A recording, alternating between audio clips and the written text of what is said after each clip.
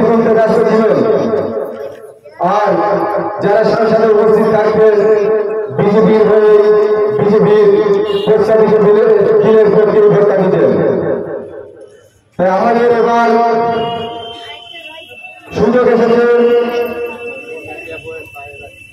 নওশাদ সিদ্দিকী ভাইজানের মনোনীত প্রার্থী তাপস ব্যানার্জি মহাশয়কে বিপুল ভোটে জয় করে দিল্লির পার্লামেন্টে পাঠানো। যদি তা আমরা না করি এর ফল আমাদেরই ভুগতে হবে। আর কিছুদিন পরে গিয়ে দেখবেন কিছু তৃণমূলের লোক, কিছু তৃণমূলের গ্রাসরুট লেভেলের বুথ কর্মী তারা পাড়ায় পাড়ায় গিয়ে বলবে টিএমসি জিন্দাবাদ, আমরা সবাই জিন্দাবাদ। ওরা অ্যাকচুয়ালি জনগণের সম্পদ লুট করার জন্য রাজনীতিতে এসেছেন, জনগণের সেবা করার জন্য রাজনীতিতে নেই। এই সমস্ত লোককে বলবেন এবারে ভোটটা তৃণমূল কংগ্রেসকে দিন, তা না হলে বিজেপি চলে আসবে। বিজেপি তো 2019 সালের লোকসভা নির্বাচনে আরো সিট পেয়েছে পশ্চিমবাংলায়, তখন আইএসএফ দলের প্রতিষ্ঠায় হয়নি। আইএসএফ প্রতিষ্ঠা হয়েছে 2021 সালে। তাহলে বিজেপি কিভাবে পশ্চিমবাংলায় আরো সিট পেল? এক কথায় তৃণমূল বিজেপি এরা একই দল, এদের মধ্যে সেটিংস আছে, এরা সেটিং করে নিয়েছে। তাহলে আপনারা তাদেরকে বলবেন মুকুল রায়টাকে, শুভেন্দু অধিকারীটাকে, তাপস রায়টাকে, অর্জুন সিংটাকে, কৃষ্ণ কল্যাণীটাকে, এরা সকালবেলা তৃণমূল করে আর রাতের বেলা বিজেপি করে। সকালবেলায় বিজেপির ছবি লাগায় আর রাতের বেলা নরেন্দ্র মোদীর ছবি লাগায়। আসলে এরা একই দল। বিজেপি সেন্ট্রালে ক্ষমতা আসার পর আমাদের একটা ছেলে গান দিয়েছিল আচ্ছা দিন। এখন এই আচ্ছা দিন নিয়ে আপনাদের সামনে তুলে ধরব। আপনারা কি আচ্ছা দিন পেয়েছেন?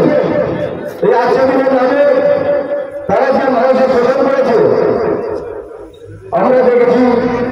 বিজেপি কৃষি বিল 2020 পাস করেছে। এই কৃষি বিল 2020 আসলে কৃষকদের শোষণ করার একটা বিল। স্বাধীনতার পর থেকে আমরা দেখলাম মানুষের খাদ্য সংকট দূর করার জন্য কৃষকদের বিভিন্ন রকম ভর্তুকি দেওয়া হতো। সারের উপর ভর্তুকি নরেন্দ্র মোদী সরকার সারের উপর ভর্তুকি তুলে দিলেন। উন্নত মানের পুলিশ সারেগুলো করতেন। বিগত দিনে যত সরকার এসেছে চাষিদের সুবিধার জন্য উন্নত মানের বীজ সরবরাহ করতেন, কিন্তু নরেন্দ্র মোদী সরকার বীজ সরবরাহ বন্ধ করে দিলেন।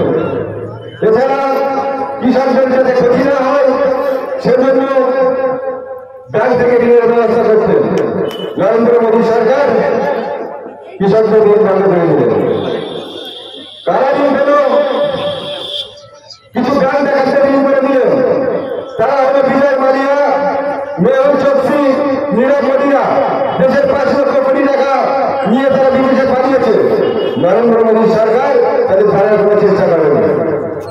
কারণ ভাগটা বিজেপির পার্টি অফিসে পৌঁছে গেছে। এছাড়া সবচেয়ে বড় কেলেঙ্কারি করেছেন বিজেপি সরকার ইলেকট্রাল বন্ড, নির্বাচনী বন্ড যাকে বলে। এই নির্বাচনী বন্ডটা কি আপনাদের জানতে হবে। কোন ব্যক্তি, কোন সংস্থা বা কোন কোম্পানি 1 লাখ টাকা হোক, 10 লাখ টাকা হোক, 10,000 টাকা হোক, তার পছন্দের রাজনৈতিক দলকে চাঁদা দিতে পারবে। কিন্তু আমরা ভারতবর্ষের মানুষ জানতে পারবো না কে চাঁদা দিয়েছে, কি জন্য দিয়েছে, কিসের বিনিময়ে দিয়েছে। যখন প্রস্তাবটা সুপ্রিম কোর্টে গেল, সুপ্রিম কোর্টে যখন বিষয়টা গেল, তখন সুপ্রিম কোর্ট এই ইলেকট্রাল বন্ডকে বলে ভাষণ দেন। সুপ্রিম কোর্ট ভারতীয় স্টেট ব্যাংকের নির্দেশ দিলেন কোন ব্যক্তি, কোন সংস্থা, কোন রাজনৈতিক দলকে কত টাকা দিয়েছে তার ডিটেলস কোন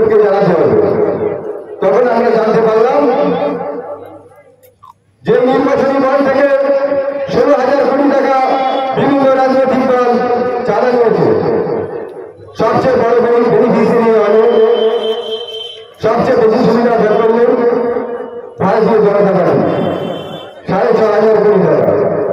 আর তারপর সারা দেশে যত রাজনৈতিক দল আছে তৃণমূল কংগ্রেস সেকেন্ড পজিশনে আছে 1,600 কোটি টাকা চাঁদা নিলেন। যেখানে দেখবেন দুর্নীতি হয়েছে সেই লিস্টে দেখবেন তৃণমূল কংগ্রেসের নামটা আছে। 1,600 কোটি টাকা ইলেকট্রাল বন্ডের চাঁদা তারা বিভিন্ন কোম্পানির কাছ থেকে তুললেন। সেজন্য বিজেপি বলুন আর তৃণমূল কংগ্রেস বলুন এদের দেখবেন এত দেওয়াল নিকাল, এত মাইকিং, এত প্রচার, এত ঝান্ডা, কারণ ওরা ওই ইলেকট্রাল বন্ডের নামে দুর্নীতির টাকাটা তাদের রাজনৈতিক দলের সুবিধা নিয়েছে। আইসব কিন্তু কোনো দুর্নীতির টাকা নেয়নি, কোন ইলেকট্রাল বন্ডের টাকা নেয়নি।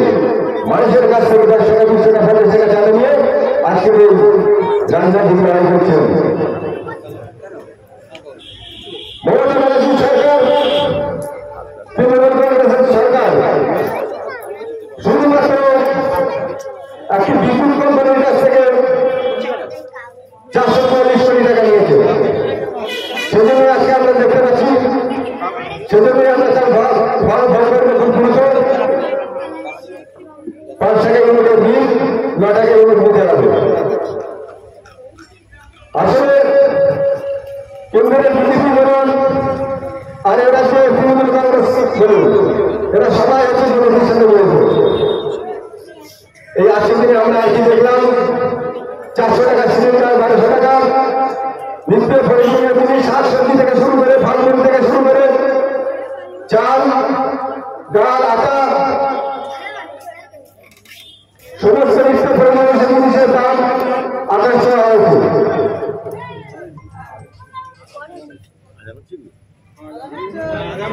কাছাকাছি মসজিদ না দূরে?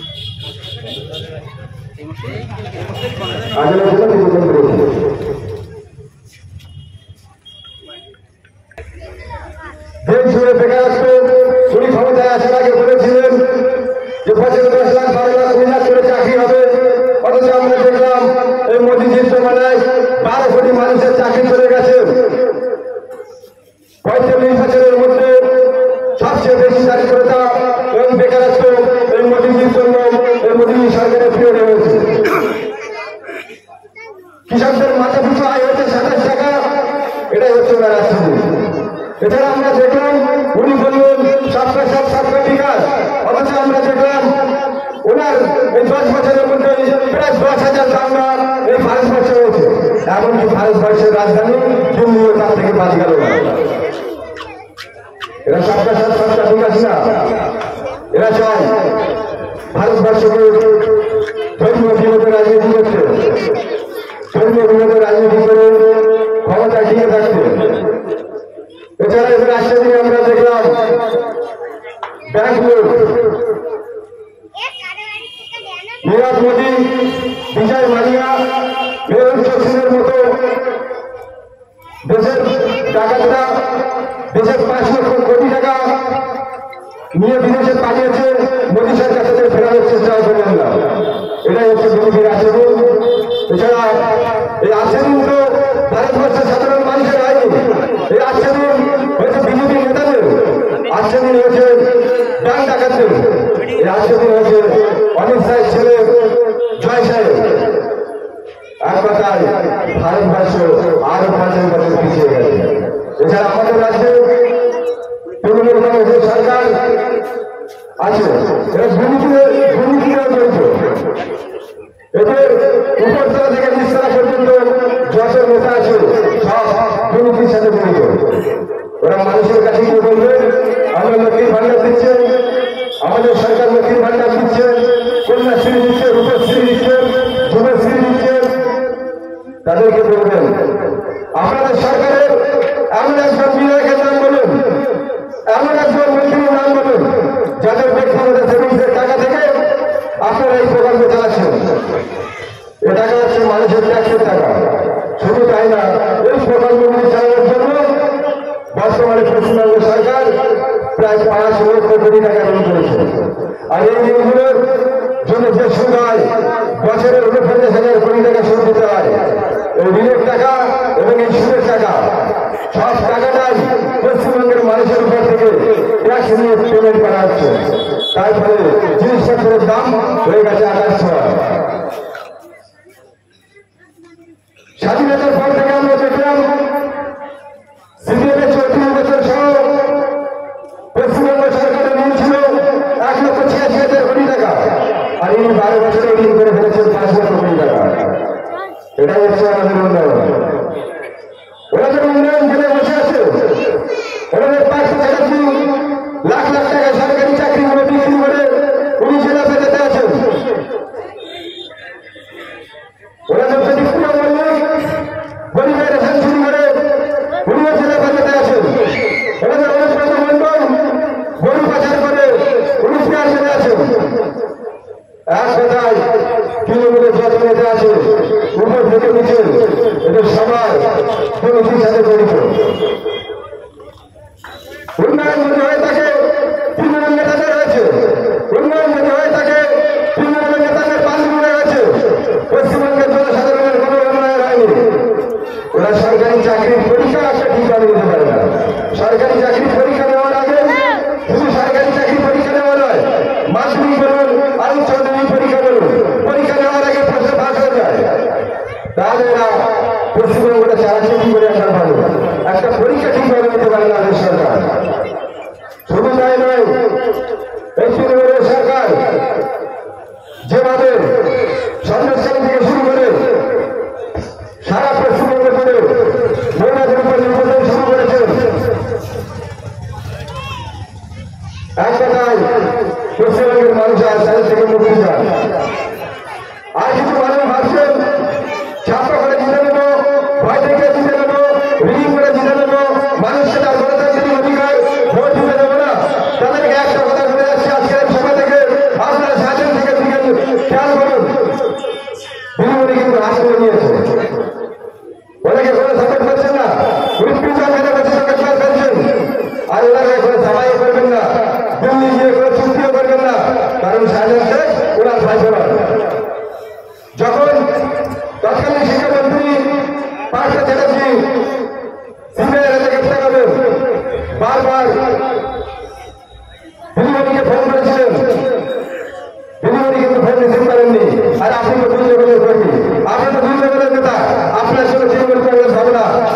তৃণমূল কংগ্রেস হবে, ওনাদের ভাইপার কি হবে, উন্নতি হবে, ভোট হবে, ভাইপার কি হবে, উন্নয়ন হবে, এই কথা ভেবে তারা দেশের সম্মান শুরু করা শুরু করেছে।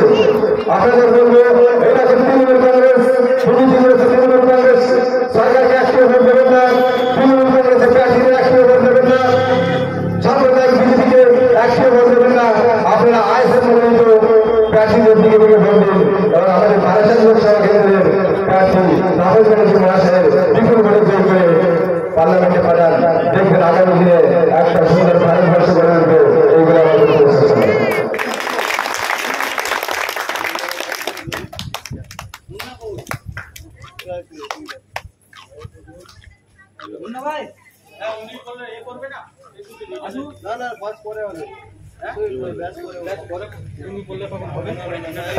যতটা বিস্তৃত বলেছে আপনারা সবাই বুঝেছেন। তো এরপর আমাদের বক্তব্য রাখছেন পানাপুর থেকে আলিনুর ভাই। আলিনুর ভাইয়ের বক্তব্য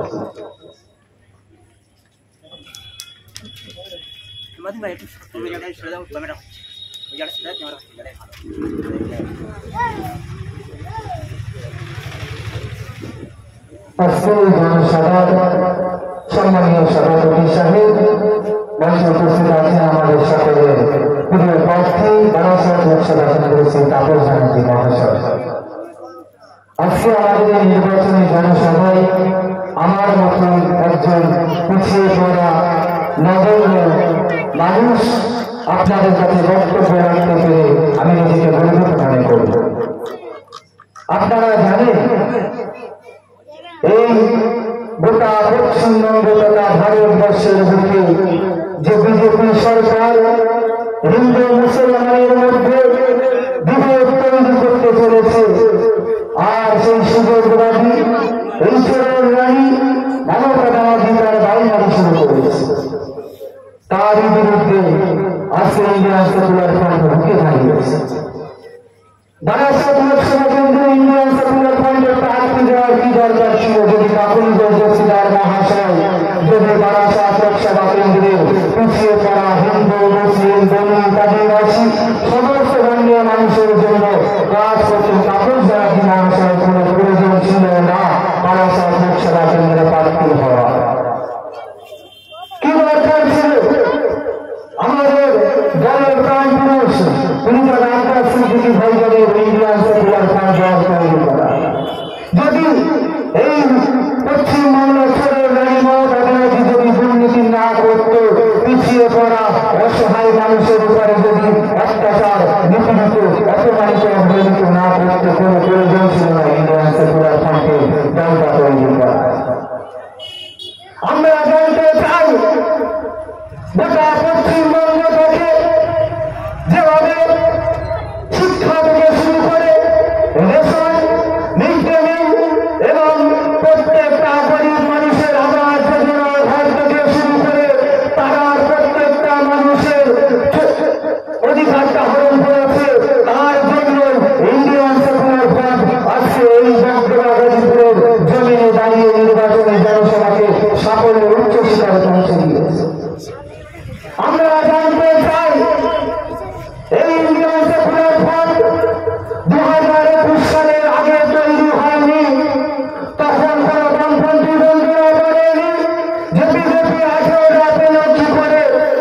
আজকে 2021 সালের পরে 2024 সালে দাঁড়িয়ে যখন আমাদের দলের বিধায়ক মির্জা রামদাস সিদ্দিকী ভাইজান তিনি ডায়মন্ড হারবারে প্রার্থী না হওয়ার কারণে বামপন্থী বন্ধুরা বলছে তৃণমূলের দালাল। আমরা আগেও বলেছি আর এখনো বলছি, কার দালাল আর না দালাল সেটা 4 জুনের পরে বুঝতে পারবে এবং বারাসাত লোকসভা কেন্দ্রের মনোনীত প্রার্থী শ্রী তাপস ব্যানার্জি মহাশয় লক্ষ লক্ষ ভোটে দিতে এই বগুড়া গাজীপুরের জমিনে মানুষকে পিছিয়ে পড়া মানুষের সঙ্গে নিয়ে বিজয় উৎসবে উপস্থিত হবে। আমরা যেমন ছেলেদেরকে উৎখাত করব, ঠিক তেমনি ছেলেদের সরকার এই বিজেপি সরকারের কালো হাতকে দিয়ে দিয়ে দিল্লির মসনাদ থেকে হটিয়ে আমরা ওই শ্মশানটাকে ফেলে দেব। অঙ্গীকারবদ্ধ হতে হবে, অঙ্গীকারবদ্ধ হতে হবে, নিজেদের অধিকারটা বুঝে নিতে হবে। আইএসএফ মানে কি এটাও বুঝতে হবে। আপনারা জানেন একদিকে দলের চেয়ারম্যান তথা ভারত বিধানসভার মহামান্য মাননীয় বিধায়ক মির্জা রামদাস সিদ্দিকী ভাইজান, অপরদিকে রাজ্যের সাধারণ সম্পাদক শ্রী বিশ্বজিৎ মাইতি মহাশয় আমার পাশে আছে, আইএসএফ এর রাজ্য কমিটির অন্যতম নেতা আমাদের সকলের প্রিয় প্রার্থী শ্রী তাপস ব্যানার্জি মহাশয়। এইভাবে সমস্ত ধর্মের মানুষদেরকে নিয়ে ইন্ডিয়ান সেকুলার ফ্রন্ট তৈরি হয়েছে এবং আগামী দিনে বাংলার প্রত্যেকটা মানুষের পথ দেখাবে এবং বাংলার প্রত্যেকটা মানুষের পাশে দাঁড়িয়ে ইন্ডিয়ান সেকুলার ফ্রন্ট ভাগের আওয়াজ শুনবে এবং আমরা যারা কর্মী আছি, যারা উচ্চতর নেতৃত্ব আছি, আমরা অঙ্গীকারবদ্ধ হচ্ছি যতদিন বাঁচবো এই গাজীপুরের জমিনে দাঁড়িয়ে আমরা বলছি ভাগের লড়বো এবং মৃত্যুর শেষ দিন পর্যন্ত শাসকের চোখে চোখ রেখে শাসকের অন্যায়ের বিরুদ্ধে দুর্নীতির বিরুদ্ধে প্রতিবাদ করবো। আমরা তাপস ব্যানার্জি পাশে রেখে এবং গাজীপুরের মানুষ অঙ্গীকারবদ্ধ হচ্ছে। আমরা আমাদের ভোটের অনেকটাই দিন বাকি আছে। আমাদের ইন্ডিয়ান সেকুলার ফ্রন্টের আদর্শ মানুষের কাছে তুলে ধরতে হবে এবং বর্তমান বামপন্থী বন্ধুদের চোখে ঘামা বসে এবং 1 জুন বারাসাত লোকসভা কেন্দ্রের মনোনীত প্রার্থী শ্রী তাপস ব্যানার্জির বিপুল ভোটে জয়ী করে দিল্লির পার্লামেন্টে পাঠাতে হবে এবং 4 জুনের পরে বিজয় উৎসব পালন করতে হবে। এটা আপনাদের কাছে আমরা দায়িত্ব দিয়ে গেলাম। আজকে আপনারা জানেন যে এমন একজন বিধায়ক জানার কথা না বললে আমি বক্তব্য শেষ করতে পারছি না, সত্যি জানার কোনো তুলনাই হয় না, যে কখনো কোচবিহার থেকে কাকদ্বীপ আর কাকদ্বীপ থেকে গোটা পশ্চিমবাংলার প্রান্ত থেকে প্রান্ত ছুটে চলেছে আপনাদের সকলের প্রাণ প্রিয় ভাইজান তথা ভারত বিধানসভার মাননীয় বিধায়ক মির্জা রামদাস সিদ্দিকী ভাইজান। কি দরকার ছিল তার রাতের ঘুমটাকে হারাম করার? কি দরকার ছিল তার দিনে না খেয়ে কখনো মুর্শিদাবাদ থেকে শুরু করে কখনো ভাঙর, কখনো ভাঙর থেকে শুরু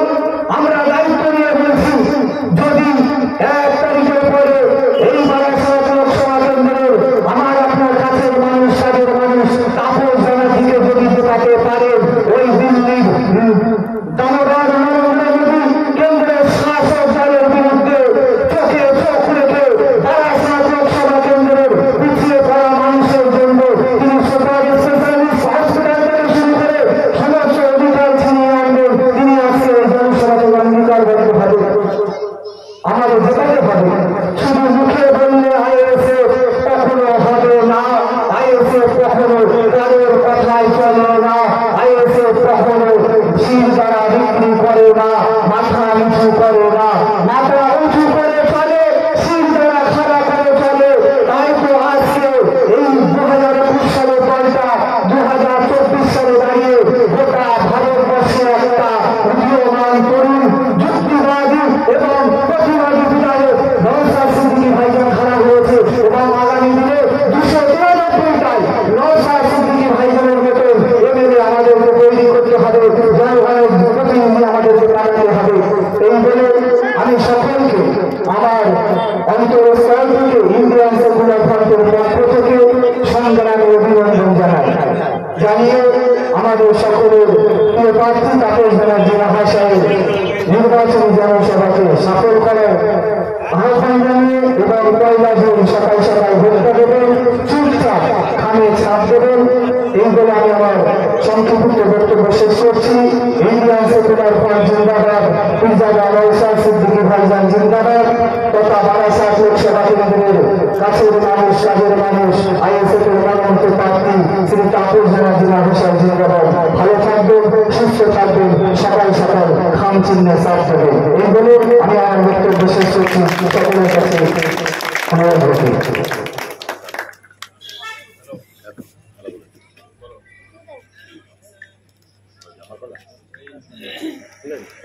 আলিনুর ভাইকে ধন্যবাদ তার বক্তব্য রাখার জন্য।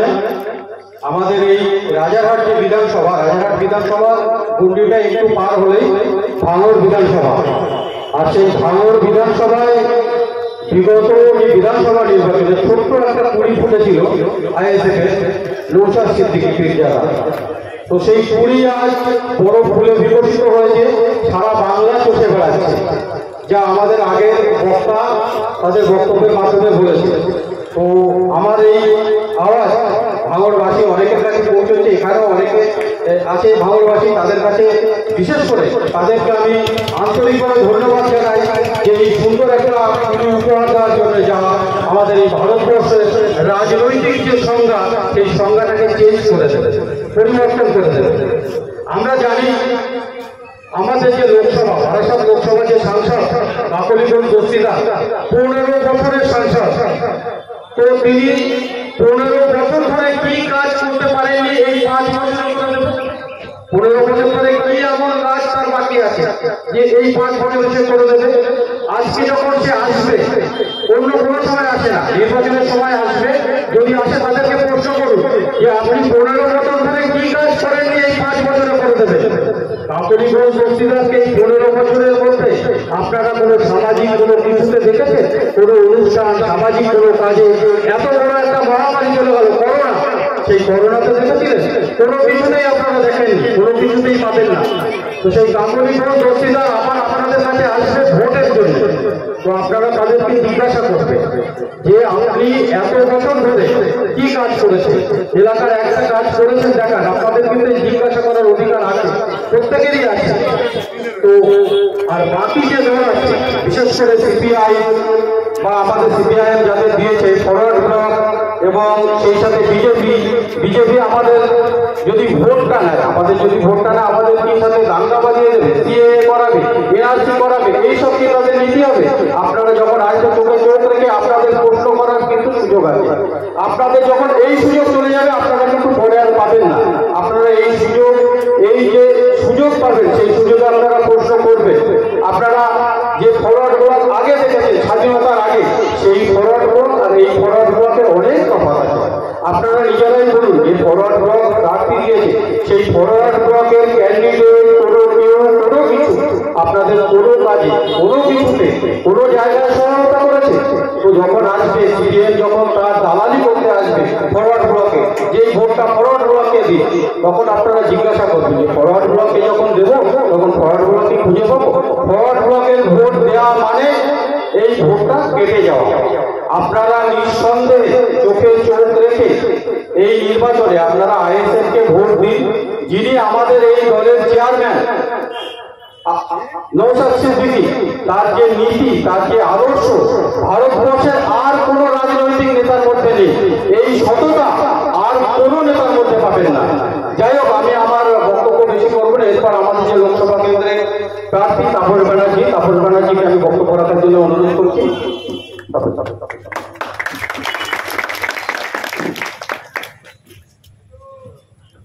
সাথী সভাপতি এবং উপস্থিত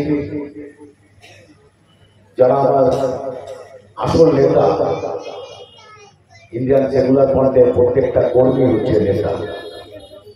আমরা সংগঠন, আমাদের দলে ওইভাবে নেতা হয় না, চেয়ারে বসবে, নেতা আসা মাত্র দুটো ফেরেস্টার ফ্যান দিয়ে দেবে, বোঝা যাবে সে নেতা আসছে বা নেত্রী আসছে। এটা আইসিএম নয়। যা দেখে এসছেন এবার একটু উল্টো দেখতে শুরু করুন।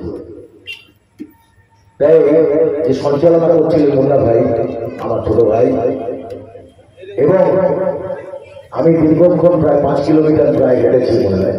এতে মিছিল করে আমার অভ্যাসটা মোটরসাইকেলে র্যালি করে গাড়ির উপরে হাত মারতে রাখতে, এটা ঠিক শোভনীয় হয় না আমার কাছে।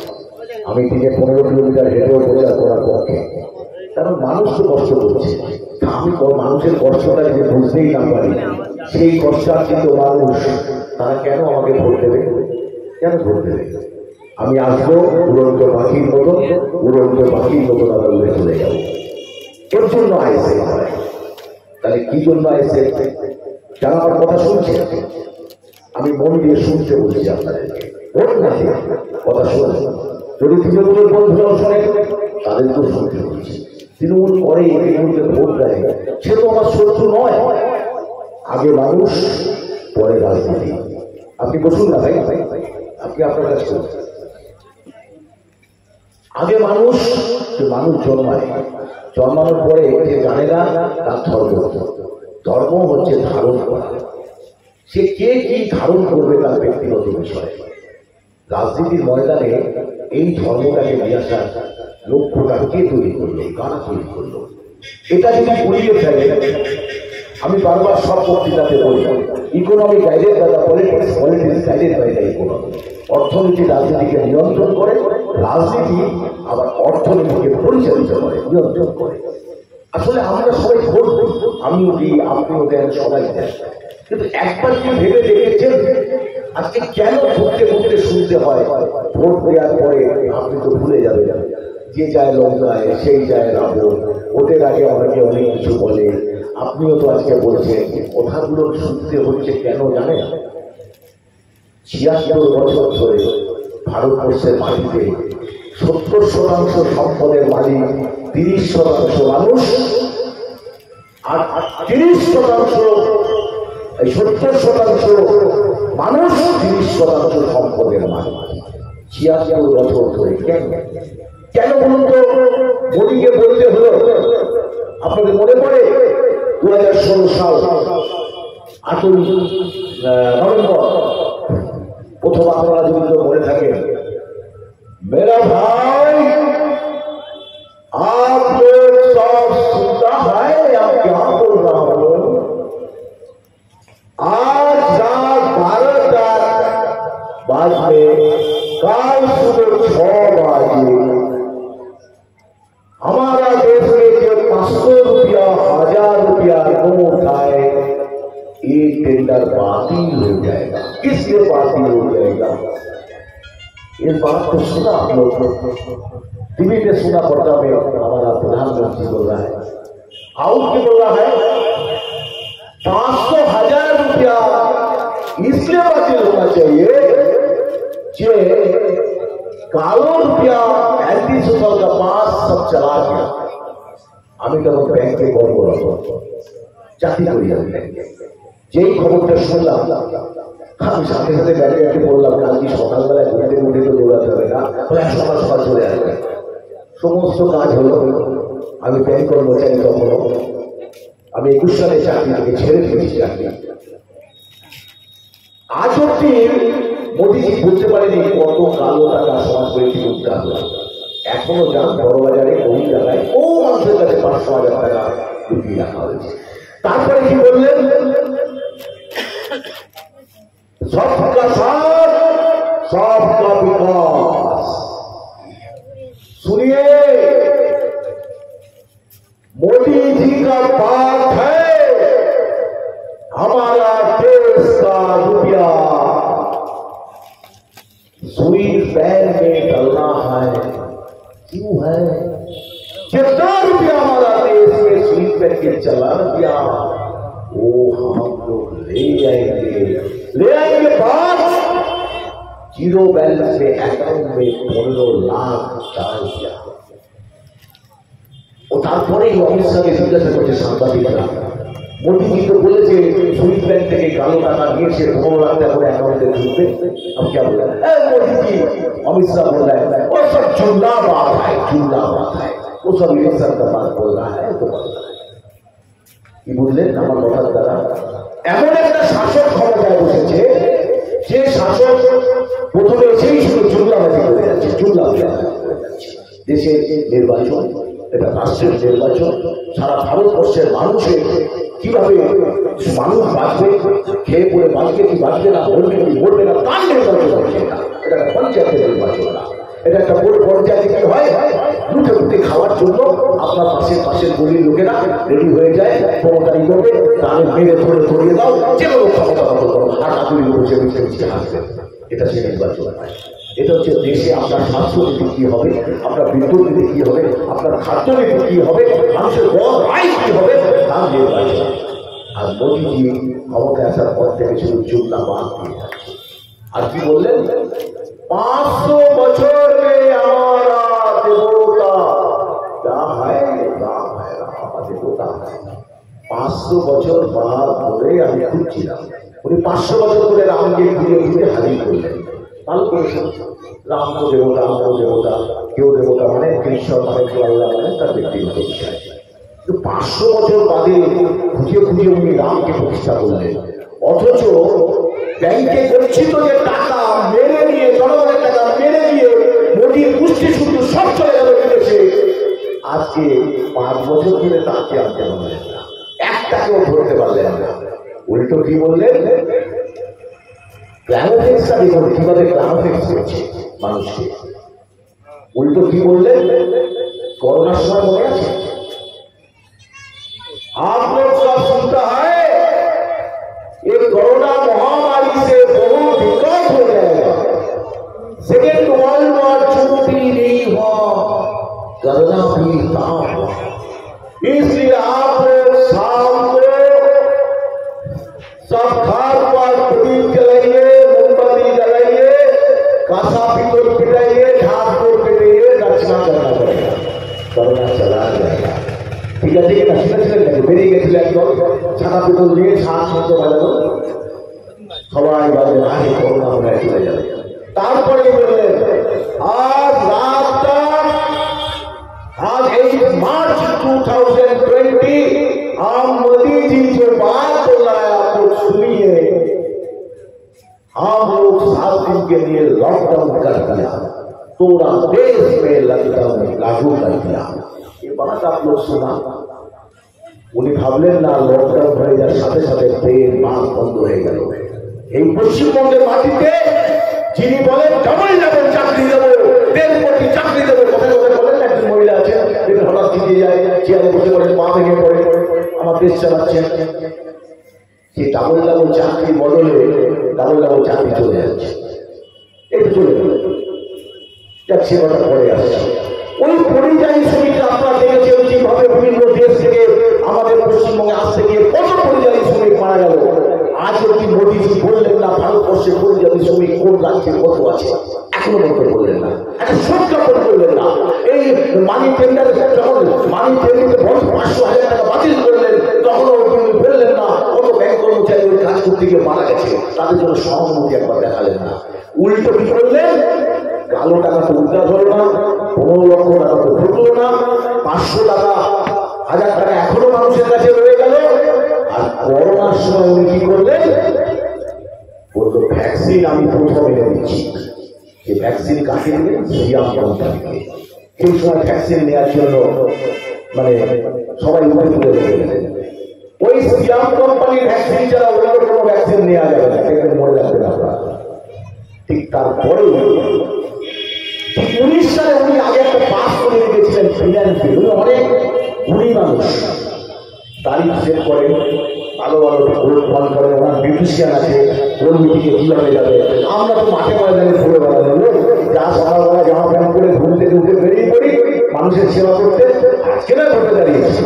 আমাদের 40 বছর ধরে একই কাজ করে দাঁড়ায়, আমাদেরও মেকআপ করার সময় নেই, আর বিউটিশিয়ান বিউটি পার্লারে যাওয়ার সময় নেই, ওরা ড্রেস চেঞ্জ করার সময় আমাদের থাকে না, ওরা আছে। কারণ সর্বনাশ তো পকেটের টাকা নয়, আমার আপনার ট্যাক্সের টাকা, লাখ লাখ টাকা চেঞ্জ করতে পারেন। উনি আপনার যারা বসে আছেন কি বুঝবেন? সেই জন্য উনি পরিযায়ী শ্রমিকটা বুঝলেন না। আর ওই সিয়াম কোম্পানির ভ্যাকসিনটাকে লাগু করবার জন্য 2019 সালে উনি বিল পাস করলেন ফিনান্স বিল। ফিনান্স বিলের মধ্যে একটা শর্ত ছিল, আগে কোন রাজনৈতিক দলকে কর্পোরেট সেক্টর, কোন পুঁজিপতি, সাম্রাজ্যবাদী শক্তি, বিদেশি শক্তি টাকা দিতে পারত না। যদি দিতে পারতো 10,000 টাকা মিনিমাম। আর উনি এসে চালু করলেন আনলিমিটেড মানি দিতে পারবে, সেটা ট্যাক্সের আওতায় পড়বে না।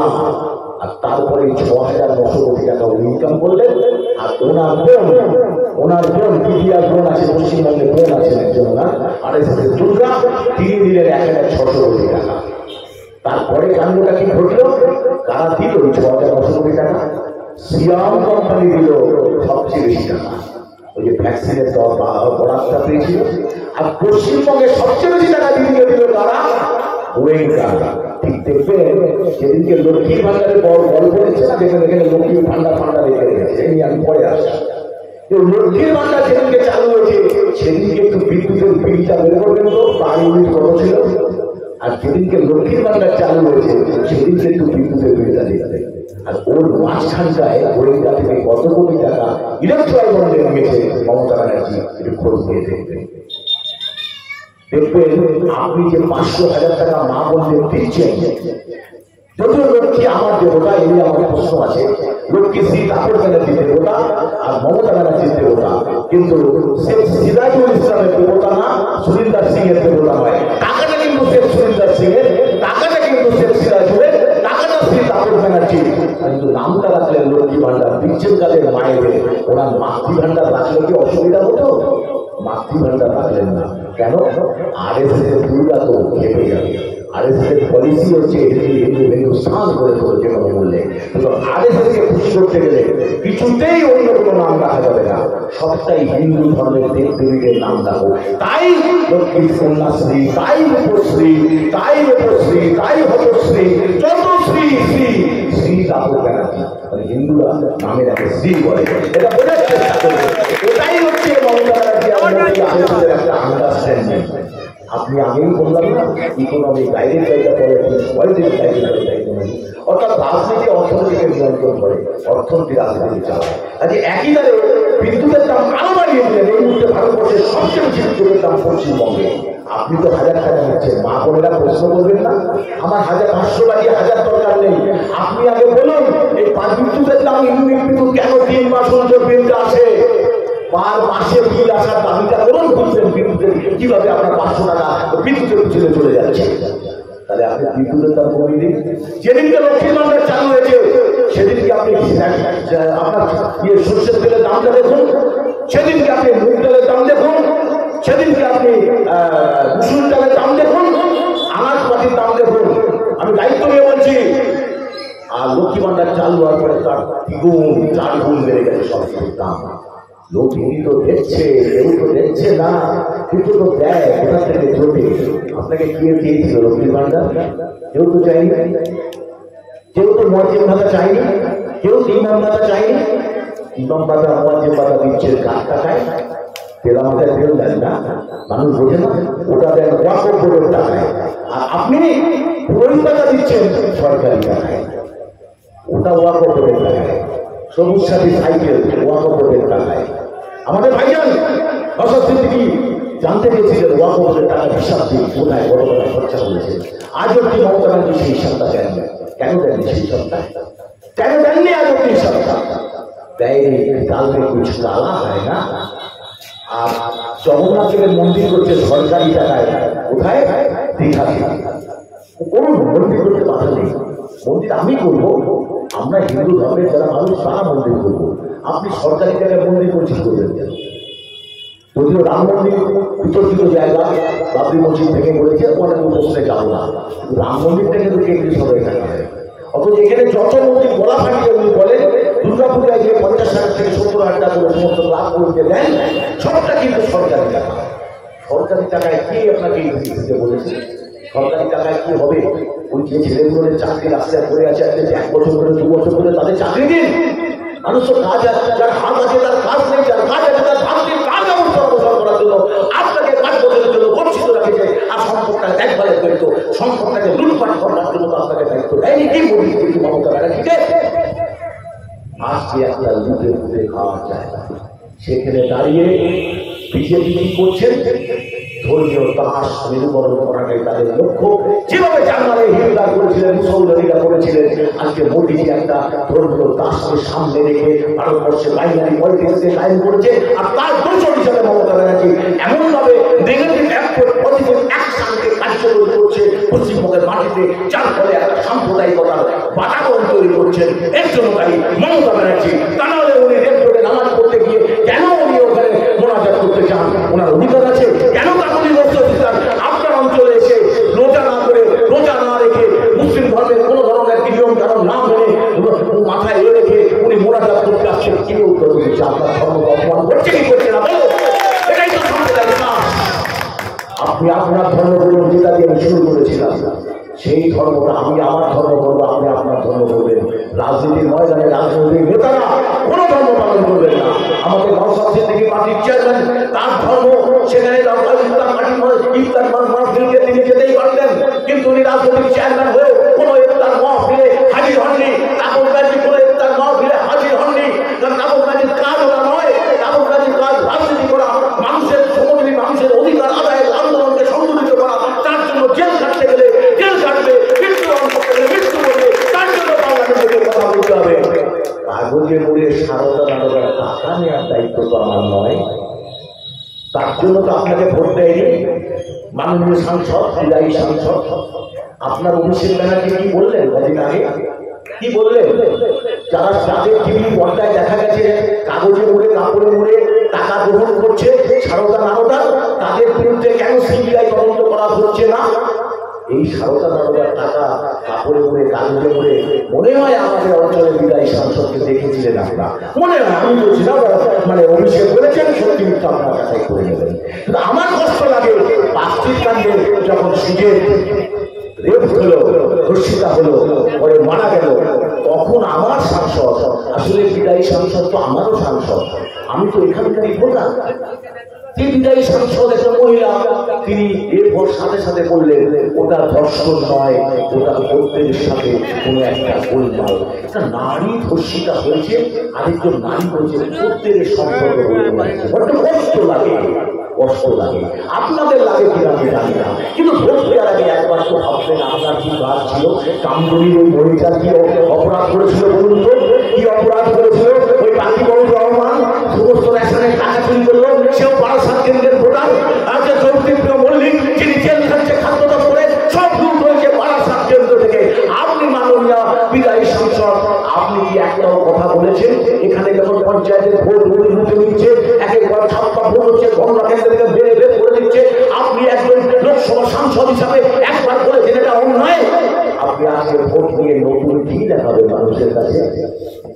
বললেন যে যেভাবে দালালি করে খাচ্ছিস, প্রমোটারদের থেকে হিস্সা খাচ্ছিস, একটা জমি কিনতে গেলে পট্টা দিতে হবে, এখানে যত কটা কারখানা ঠান্ডা হচ্ছে মাসোয়ারা দিয়ে থাকবে, ওইটা গ্যারান্টি করবার জন্যই আপনি আবার নতুন ভাবে দাঁড়াতে চাচ্ছেন, তাই তো নাকি? ঠিক বলছি কিনা?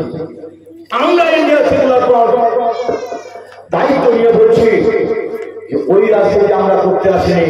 রাজনীতির দুটো দিক আছে, একটা হচ্ছে দেশ সেবা, আরেকটা হচ্ছে নিজের সেবা। এতদিন আমরা যে কথা দিয়ে আমি শুরু করেছিলাম, দেশ সেবার লগ্নে রাজনীতি করতে আসার জলজান্ত উদাহরণ হচ্ছে নওশাদ সিদ্দিকী ভাইজান। তিনি রাজনীতিতে না এলে সোনার পালকে থাকতে পারতেন, সবাই জানেন আপনারা। শুধু বসে থাকবেন, অনেকে লোকে বসে দিয়ে আসেন আপনারা, যেমন ধর্মের মানুষ আছে। দরকার তো ছিল না রাজনীতিতে, কেন রাজনীতিতে আসেন? একটাই চিন্তা করলেন যে আমার দাদু, আমার কাকা, আমার বাবা, আমার ছেলে শুধুমাত্র গাছে উঠে নাকে উঠে অন্যদের খায়, পড়ে যায় মরে যায়, কেউ দেখে না। আমি যখন আমি গাছ তৈরি করে আমি যখন গাছে উঠবো, তাহলে ভাই গাছটা পেরে আমি খাবো, অন্যদের দেবো কেন? অন্যদের আগে বলবো 70 বছর 76 বছর তো দিলাম, এবার কিন্তু আমার নারকেলটা আমি আমার দিয়েছে। আজকে আমরা সেই জায়গাটাকে তৈরি করতে চাই। আমার জীবন নিজেকে উৎসর্গ করেছি দলিত আদিবাসী প্রান্তিক মানুষ। প্রান্তিক মানুষ সম্পর্কে অনেকের ধারণা বুঝতে পারে না। প্রান্তিক কাকে বলে? প্রান্তিক মানুষ তাদেরকে বলে যারা সব দিকে পিছিয়ে পড়া, গ্রামাঞ্চলের মানুষ, শ্রমজীবী মানুষ, খেটে খাওয়া মানুষ, নুনান্তে পান্তা ফ্রায়। তার ধর্ম মুসলিম হতে পারে, তার ধর্ম উপজাতি হতে পারে, তার ধর্ম হিন্দু, অবহেলিত, চাঁদের দ্বারা নিষ্পেষিত শূদ্র, কিন্তু আসলে তো মানুষ সেই প্রান্তিক মানুষ তাদেরকে বলা হয়। আর এই প্রান্তিক মানুষের জন্য সারা জীবনকে উৎসর্গ করেছে। মোটা টাকা মাইনের চাকরি ছেড়ে দিয়ে নিজের সব কিছু উৎসর্গ করে দিয়েছে তাদের উদ্দেশ্যে। একটা ব্যাংক ব্যালেন্স নেই, একমাত্র ক্যান্ডিডেট বাইরে ক্যান্ডিডেটের মধ্যে আমি একমাত্র ক্যান্ডিডেট। এফিডেভিটটা দেখবেন 10 তারিখে জমা দিতে যাবো বারাসাতের বুকে জিরো ব্যালেন্স ব্যাংকে। কোন সম্পদটাও সে শুধু মাথা গোড়ায় খাইতে আছে, আর একটা মোটর সাইকেল আছে, আর কোন সম্পদ কিন্তু আমার নেই। কিন্তু আমি দায়িত্ব নিয়ে বলছি 15 বছরের সাংসদ, আপনি 15 বছর আগে আপনার এফিডেভিট যেটা ফাইল করেছিলেন আর আজকের সাথে এফিডেভিটটা দেখালে বুঝতে পারবেন 3 গুণ বাড়ে কি করে, কত গুণ বেড়েছে একটু দেখবেন, মানুষ দেখবেন। আর বিজেপি নিয়ে কিছু বলতে চাই না, ওদের কোনো একটাই পলিসি। ধরুন যিনি দাঁড়িয়েছেন তাকে আমি নিজেই চিনি, সোজা কথা আপনারা ধরেন। আর বিজেপি সম্পর্কে মানে বেশি কথা বলতে চাই এই কারণে মানুষ বিজেপিকে পশ্চিমবঙ্গ থেকে প্রত্যাখ্যান করেছে অনেক আগে, কিন্তু বিজেপিকে সুযোগ করে দিয়েছে মমতা ব্যানার্জি। এটাকে দাঁড়াতে হবে, তৃণমূলকে দাঁড়ানোর মধ্যে দিয়ে বিজেপিকে হাঁটাতে হবে। এই যে দাদাদের থেকে একদিকে চোখ একদিকে টাকা, কিন্তু দুটো ফুল ভাবছেন তো, আসলে কিন্তু দুটো ফুল নয়, ফুল কিন্তু একটা বড় পদ্ম, মাঝখান দিয়ে ফুলও ফোটে, আবার কখনো কখনো সিংহ চিনে দাঁড়িয়ে পড়ে আবার লাঠি বের করে আরেকটা সিংহ হয়ে পড়ছে। আবার এই হয়েছে কিনা এই বার্ষা কেন্দ্রে হঠাৎ করে সিংহ এখন দাঁড়ালো, বললো ও নাকি পদ্ম ফুলের লোক, তারাও তারাও তারাও আবার দাঁড়িয়ে করলেন। তাহলে বিকল্প কি? যদি আপনি মনে করেন দেশ থেকে টাকা সরাবেন, রাজ্য থেকে ভোট সরাবেন, তাহলে ভোট দেবেন অবশ্যই আপনার মূল্যবান ভোটটা তাপস ব্যানার্জি ইন্ডিয়ান সেকুলার ফ্রন্টের রাজ্য কমিটির সহসভাপতি, জেলা সভাপতি আমাকে দেওয়া উচিত। আমি চাইব আপনাদের কাছে, যদি বলেন আপনাকে দিয়ে লাভটা কি হবে, দুটো লাভ আছে, দুটো লাভ আছে। এই যে আপনি ভোট দেন, এটা আপনি জানেন না যে ভোট দিয়ে আপনি আমাকে পাঠালেন পার্লামেন্ট থেকে, আমি কিচ্ছু করলাম না, শুধুমাত্র টিকটক করলাম, আর ওখানে আসবো যাবো, প্লেন ট্রেনে খরচা করবো, আর ঘরে বসে বসে থাকবো। কিন্তু আপনি একসময় মনে করলেন তখন আমি 35% ভোট পেয়েছি বা 40% ভোট পেয়েছি। এই 40% ভোটার 1 বছর বাদে যদি মনে করে আমাকে ফেরত আনা দরকার, যেটাকে বলা হয় রাইট টু রিকল, তারা ফেরত আনবে। আর আমার ক্ষেত্রে দায়িত্ব নিয়ে বলি ফেরত আনতে হবে না, কালকা করতে হবে, রুটি ডিজাইন করবো, করে চলে আসবো। তার একটাই কারণ, কারণ আমি তো এটা ব্যবসা না, আমার এটা তো প্রফেশন হয়। রাইট তো অত আইন জারি হয়, কোন নেতা গিয়ে বলে না কেন রাইট টু রিকল আইনটা জারি করা হোক পার্লামেন্টে, তারপর গাড়ি প্রথম সওয়াল হবে রাইট টু রিকল আইনকে লাগু করার জন্য পার্লামেন্টে। এটা হচ্ছে প্রথম সওয়াল। দ্বিতীয় সওয়াল, এমপি হেরে গেলে ততদিন পেটে থাকবে আপনার আমার ট্যাক্সের টাকায় পেনশন পায়, মোটা টাকা, এটাকেও বাতিল করতে হবে। আপনি দেশ সেবা করতে গেছেন, বসে পেনশন করবেন, পেনশন কারা পায়? চাকরিজীবীরা। তাহলে এমপি কি চাকরিজীবী, এমএলএ কি চাকরি করতে এসছেন? এই যে টাকার জায়গাটা আছে আমাদের রাষ্ট্রযন্ত্রে এমনভাবে ব্যবস্থা সিস্টেমটা তৈরি করেছে, এই সিস্টেমটা যদি পাল্টাতে না যায় তাহলে পাড়ায় মাস্তানি নেতাগিরি দেখবেন, তখন আর রাজনীতি খুঁজে পাবে না, কেউ করবে না, কেউ আর পলিটিক্স করতে পারবে না। তখন এই তামিল বাহিনীর মতন তো ঘরের বাদকে ঘরের বস্তা আসছে 50 বছর করে এইসব লোকগুলোই থাকবে, এই আইনের কর্মীগুলো থাকবে, ওরা থাকবে না, ওরা এমনি পুরো নৌকায় পড়ে গেছে, বুঝতে পারছে আমাদের মনে করে কমে খাওয়ার ব্যবস্থা হচ্ছে না, তাই ওরা বেরিয়ে উঠ করে, তাই মোটা মোটা পিস্তল রিভলভার নিয়ে রাজনীতি করে। আমরা পিস্তল রিভলভারের রাজনীতিতে বিশ্বাসী না, আমরা গণতান্ত্রিক আদর্শে বিশ্বাসী, সৌহার্দ্য রাজনীতিতে বিশ্বাসী। পাড়ায় যে তৃণমূল করে, পাড়ায় যে বিজেপি করে, যে সিপিএম করে, ভর ব্লক করে, দিনের শেষে সবাই মানুষ, সবাইকে একত্রিত হয়ে থাকবেন, যার আদর্শ সে থাকবে, যার ভোট সে দেবে। এটাই ভারতবর্ষের সাংবিধানিক গণতন্ত্র। সেই সাংবিধানিক গণতন্ত্র জুলাই লুণ্ঠিত করছে মমতা ব্যানার্জি, একদিকে মোদীজি, দুটো ভাই আর বোন একসাথে আজকে ভারতবর্ষের নাগরিকের জীবনকে দুর্বিষহ করে তুলেছে। সেই জীবনের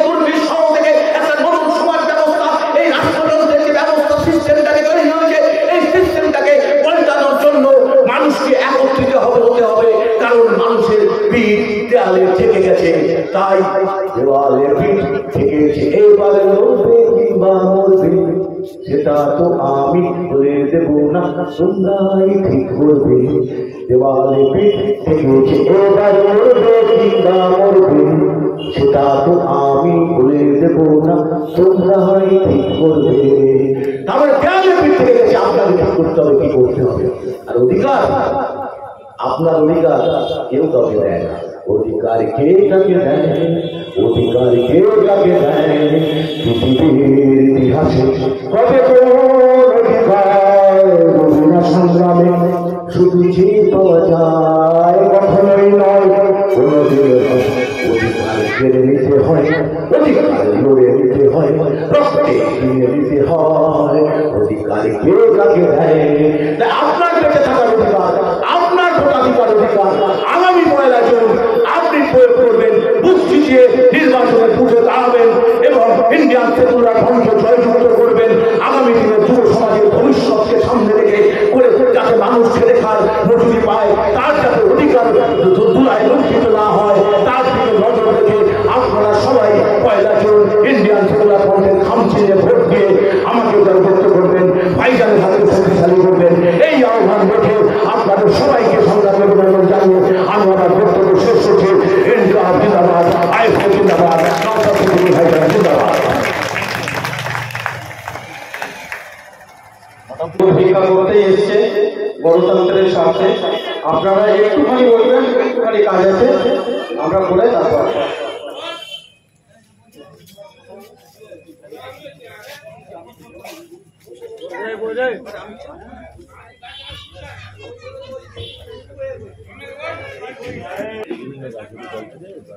বিভিন্ন রাজনৈতিক দল থেকে আইএসএফের পতাকা হাতে তুলে নেবেন। আমাদের জেলার সভাপতির হাত ধরে তারা আইএসএফে যোগদান করবেন। আমাদের রাজ্য সহসভাপতি এবং আমাদের ক্যান্ডিডেট মাননীয় তাপস ব্যানার্জি মহাশয়ের হাত ধরে বিভিন্ন বুথ থেকে এখানে মানুষ এসেছেন, তারা আইএসএফের ছায়া করে আসতে নেবেন। আইএসএফের পতাকা হচ্ছেন ইনকিলাব জিন্দাবাদ,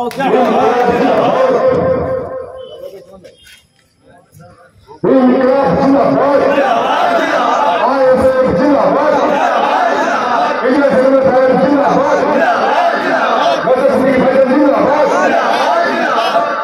ইনকিলাব।